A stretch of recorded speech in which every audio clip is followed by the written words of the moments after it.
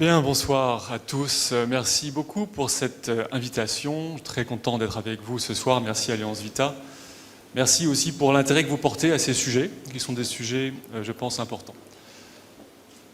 Ce que je voudrais ce soir essayer de partager avec vous, c'est une réflexion qui nous aide à comprendre notre époque, qui nous aide à comprendre la transformation de notre culture. Dans ce qui vient d'être dit par M. Bellamy, un mot important, l'accomplissement de soi, l'accomplissement de notre nature. La question des droits de l'homme est centrale, porte à son centre la notion d'accomplissement de soi, l'accomplissement de notre nature.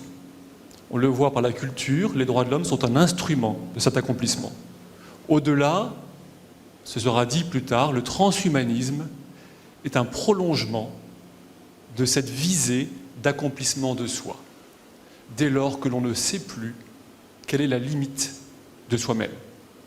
L'accomplissement de soi est au cœur de la philosophie, au cœur de la pensée déjà de saint Thomas d'Aquin.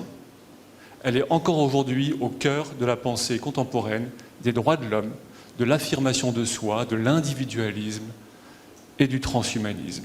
L'accomplissement de soi, c'est l'idéal de perfection. Ce que je voudrais vous dire ce soir, c'est que la perfection, l'idéal de perfection est au cœur de la nature humaine, au cœur de l'homme, au cœur de chacun. Et c'est cet idéal qui nous gouverne largement. C'est aussi cet idéal qui nous conduit à vouloir aller au-delà de la nature, puisque l'homme, dans sa nature aussi spirituelle, est toujours tendu au-delà de sa propre nature matérielle, au-delà de lui-même. Cet idéal, il s'exprime spirituellement, et lorsqu'il ne peut plus s'exprimer spirituellement, il s'exprime par la volonté individuelle. Cet idéal, il s'exprime aussi dans le cadre social, à l'égard de l'État, à l'égard des autres dans la société, et il s'exprime au moyen également des droits de l'homme.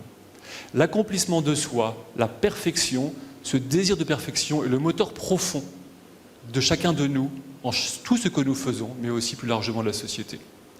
Et les droits de l'homme sont fondés fondamentalement sur cet idéal de perfection, d'accomplissement de notre nature, puis d'accomplissement individuel. Qu'est-ce que le droit ? Le droit, ce sont un ensemble de normes qui aident chacun, en chaque circonstance, à accomplir le bien. Et qu'est-ce que le bien ? Le bien, c'est précisément l'accomplissement, la perfection de chaque chose selon sa nature propre. Le droit est l'instrument qui aide chacun à accomplir le bien, à s'accomplir lui-même. Les questions de mariage, par exemple, sont liées à l'accomplissement du couple dans la société. Comment expliquer aujourd'hui que les droits de l'homme, qui sont centraux dans notre société, qui sont au cœur de notre culture depuis longtemps, et qui bénéficient d'un très grand prestige, sont maintenant de plus en plus utilisés pour promouvoir des nouveaux droits qui vont contre la nature humaine élémentaire. Comment expliquer que les droits de l'homme aujourd'hui sont des instruments de libéralisation de l'avortement, alors même que le droit premier dans les droits de l'homme est le droit à la vie ? Comment expliquer que les droits de l'homme sont l'instrument par lequel on impose la libéralisation du suicide assisté, alors que les droits de l'homme ont le droit à la vie en leur centre? Comment expliquer que les droits de l'homme sont devenus l'instrument par lequel on impose la libéralisation de la GPA, de la maternité par autrui? Comment expliquer que les droits de l'homme, qui pourtant sont fondés et reconnaissent le droit au mariage de l'homme et de la femme, aujourd'hui sont utilisés pour légaliser et imposer l'adoption par des personnes ou des couples de même sexe, et imposer la reconnaissance par les États des relations stables entre personnes de même sexe? Nous sommes confrontés, et il faut être conscient, à un changement profond, rapide et brutal des droits de l'homme. Les droits de l'homme, lorsqu'ils ont été refondés après la Seconde Guerre mondiale, l'ont été dans un esprit assez démocrate chrétien, qui voulait affirmer, énoncer, protéger une conception classique, on va dire, historique de la nature humaine, de la personne et de la société. Comment se fait-il que ces droits, qui au départ réaffirmaient, pourrions-nous dire, les droits naturels de la personne, liberté d'expression, liberté de pensée, liberté d'association, tous ces droits qui découlent de la nature humaine, comment se fait-il qu'aujourd'hui, ils en viennent de plus en plus à imposer non plus des droits naturels, mais des droits que nous pourrions qualifier d'antinaturels. Des droits qui précisément ont d'autant plus de force qu'ils vont contre la nature matérielle. Le droit à la GPA, le droit à l'adoption, sont des droits qu'on pourrait qualifier d'antinaturels, puisqu'ils tendent à imposer la volonté individuelle malgré la nature. Le droit à l'euthanasie, au suicide, est aussi un droit antinaturel, de même le droit à l'avortement. Comment expliquer cette révolution qui apparaît aujourd'hui de façon manifeste dans notre société? Cette révolution s'est faite en 2 temps, je dirais. Mais pour cela, il faut revenir à l'origine de la création des droits de l'homme contemporains. Non pas les droits de l'homme du XVIIIe siècle, mais les droits de l'homme du XXe siècle, les droits de l'homme de l'après-guerre. Je pense qu'il y a une petite différence de nature entre les droits de l'homme du XVIIIe siècle, de la philosophie des Lumières, et les droits de l'homme démocrates chrétiens qui ont été réaffirmés après la Seconde Guerre mondiale. Après la Seconde Guerre mondiale, la société occidentale avait été confrontée à des États qui niaient fondamentalement la dignité humaine, qui niaient fondamentalement ce qui a de la valeur en toute personne. Ces États prétendaient agir au nom du droit, dans le respect du droit, dans un respect du positivisme juridique. C'est contre la souveraineté de ces États, contre le positivisme, l'affirmation de la légalité qui va jusque dans la négation de la dignité des personnes, qu'après la Seconde Guerre mondiale, il y a eu ce mouvement d'affirmation contre l'État, contre le danger que constitue l'État, des droits fondamentaux de la personne.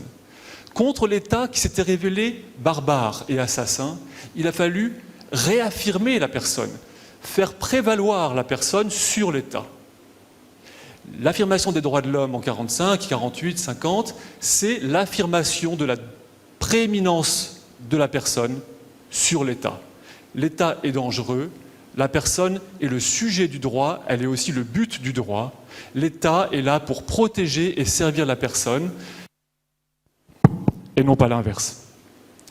Ainsi donc, les droits de l'homme en 1948 et en 1950 visaient à protéger la personne contre l'État, fondamentalement. L'État avait l'obligation de respecter la liberté de la personne, de ne pas l'empêcher de s'accomplir. Comment a-t-on défini ces droits? On les a définis par rapport à la nature humaine. Dans l'expression droit de l'homme, ce qui est difficile, ce qui pose question, ce n'est pas le droit, mais c'est l'homme.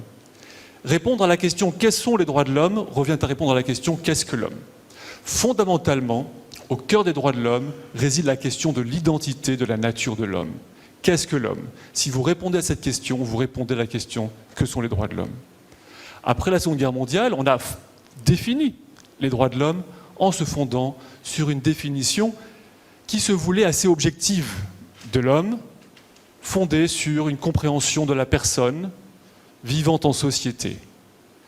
Et lorsque l'on a défini les droits de l'homme, on a principalement défini tous ces caractères qui nous distinguent des animaux, qui font que l'homme est l'homme. Les droits de l'homme, d'alors, visaient à défendre et à protéger ce qui, en chacun de nous, fait que nous sommes hommes, ce qui nous distingue des animaux. Liberté d'expression, liberté de pensée, de religion, etc. Et donc, ce sont ces caractères spécifiques de l'homme qui méritaient d'être protégés contre l'État. Et ce sont tous ces caractères qui ont bénéficié d'une protection sous la forme d'un droit de l'homme, contre l'État, opposable à l'État. Protéger la personne. Or, que s'est-il passé? L'affirmation et la définition des droits de l'homme, fondée sur une idée de la nature humaine, est apparue progressivement, elle aussi, contraignante. Le droit, fondé sur l'État, était déjà une contrainte imposée à la liberté des personnes, puisque c'est l'État qui définissait les limites de l'agir humain. Transposé, en fondant les droits sur la nature humaine, on fonde encore une fois le droit sur une philosophie.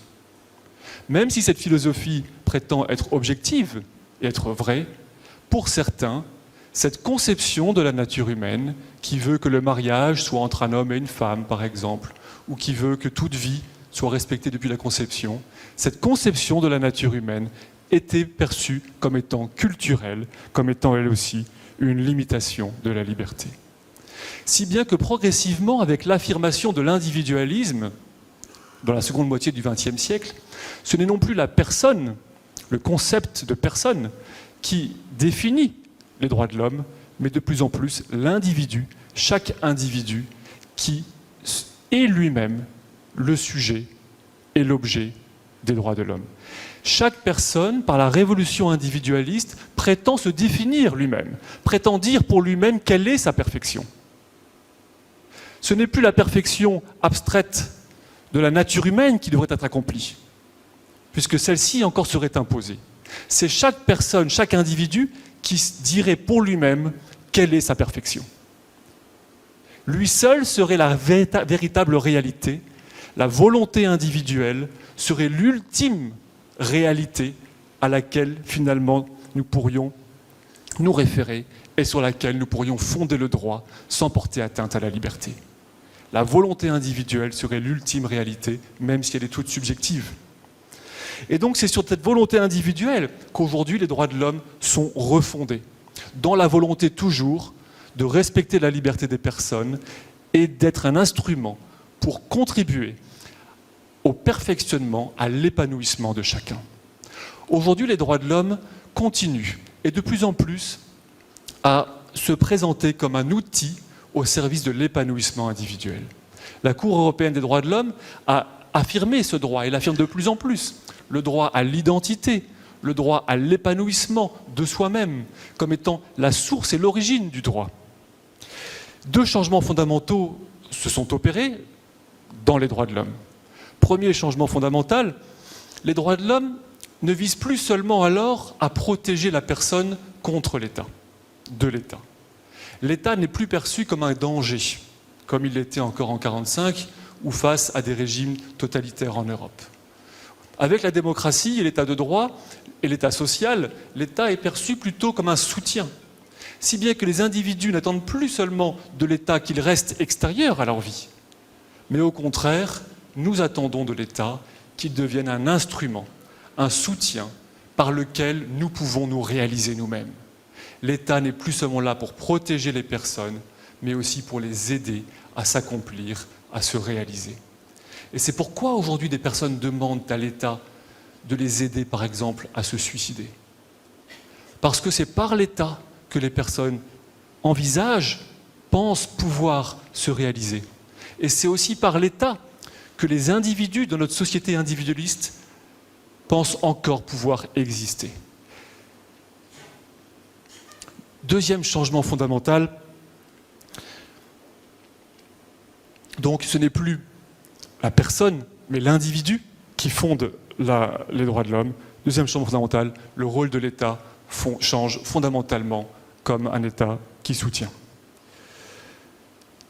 Le droit a un rôle central dans ce contexte. Dans une société individualiste, une société largement atomisée, où chaque personne affirme par lui-même la réalité, sa volonté, comme étant la seule réalité, la société n'est plus d'accord sur l'ensemble de la réalité. Le droit acquiert un rôle de recomposition, de réaffirmation de ce qu'est la réalité. Le droit devient de plus en plus une réalité de substitution faite de l'ensemble des volontés individuelles. C'est pourquoi aujourd'hui les droits de l'homme sont au cœur des débats sociaux, puisqu'ils sont devenus le reflet de notre société et toute forme de nouveau droit qui serait affirmé serait comme un progrès ou un changement dans la définition de la personne et de la société. Tout comme les droits de l'homme sont fondés sur une définition de l'homme, tout changement aujourd'hui des droits de l'homme a pour effet de changer la définition socialement acceptée de ce qu'est l'homme. Les deux éléments sont fondamentalement associés, et donc voilà en quelques mots l'explication, selon moi, de la transformation des droits de l'homme. Je vous remercie.